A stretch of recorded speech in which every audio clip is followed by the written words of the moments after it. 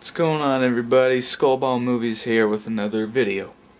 So, I am watching Angry Video Game Nerd on my 55-inch HD TV on my PS3, and I decided to do a review on Volume 1 of the Angry Video Game Nerd. So, this comes with 2 discs. The other one is in the PS3, it's Volume 2. This is Volume 1 right here. Volume 1 contains Simon Quest, Dr. Jekyll and Mr. Hyde, The Karate Kid, Roger Rabbit, TMNT, Back to the Future, McKids, Wally Bear, Master Chief, Top Gun, and Double Dragon 3. The bonus features are What Was I Thinking, where he tells how he came up with Angry Video Game Nerd and how his friends helped him with it and everything. The anger begins when he first starts playing the NES. A deleted scene from a review, the fuck reel every time he says fuck, which is like hilarious how they just scheme it all together in there. 2006 top 10, the top 10 scenes of Angry Video Game Nerd from 2006. DuckTales, a special video game vault episode from Screw Attack. Volume 2 has Friday the 13th, Nightmare on Elm Street, Power Glove, Chronologically Confused, it's about the Zelda games, I think. Rocky, and Bible games. Right now I'm watching Bible games because that's one of my favorite reviews. I'd have to say my favorite review of all time of Angry Video Game Nerd is Friday the 13th, and that's on here, so that's awesome. Bonus features on Volume 2 include original intro, which is the Angry Nintendo Nerd intro, We Salute, where he has basically this kind of war against Sega and Nintendo with the different systems. The toilet video where he has a Nintendo 64 on the toilet and takes a shit. It's a really short video. Game trailers interview, basically this person interviewing him about what he does and stuff. Outtakes about 14 minutes long. It's awesome.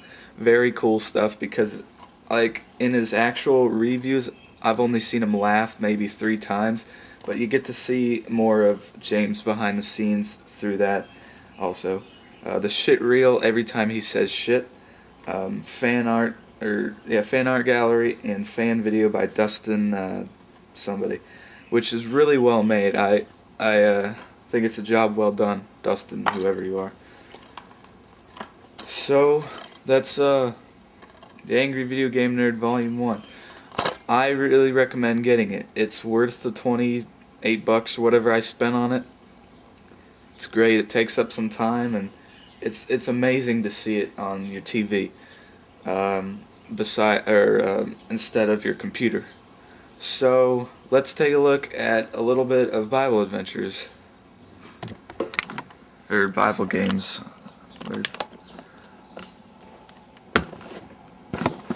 Sorry about that. I'm using my PS3 remote. Zoom in a little bit and we'll play.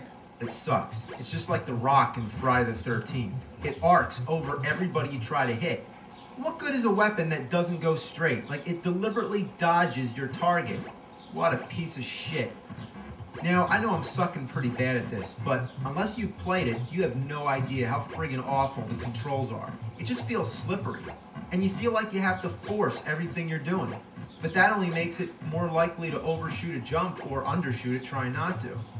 Doesn't help either that there's all these rocks coming down. And finally, when I get up here, it's not even worth it because there's nowhere to go. I can't even go in those caves. So that's enough of this shit. Well, that's Bible Adventures. You thought that was weird? Well, wait till you see Bible Buffet. Yeah, Bible Buffet. When I first heard the title, I just didn't get it. My only guess is it has to do with food and the Bible. Well, guess what? I got half of that right. It definitely has to do with food, but there's no mention of anything from the Bible anywhere in this whole game. What is this I'm looking at? It's a board game? Player one in fact, ass. It's a rip-off of Candyland. Just look at it. Definitely. All the different food-themed lands, like Potato Land, Barbecue Land, Pizza Land, Dessert Land. Player 1. Oh my god, it's talking. Well, you spit... He says later that that voice seems out of place. It really does. Like in NES games, they never had voices that clear. Oh, sorry, I'm zoomed in. Oh my god. So, so that's basically Angry Video Game Nerd. You saw most of the better quality on the HD TV and on the PS3 than versus the computer. So it's a lot. It's really cool to see it on your TV because it's full screen.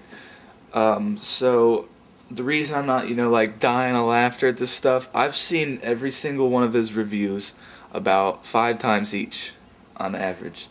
So, and I'm still watching them because, like, he doesn't come out with them too often, so I entertain myself before he comes out with a new one.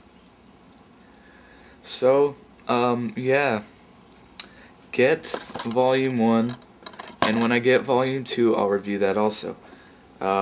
Thanks for watching, and I'll see you guys later.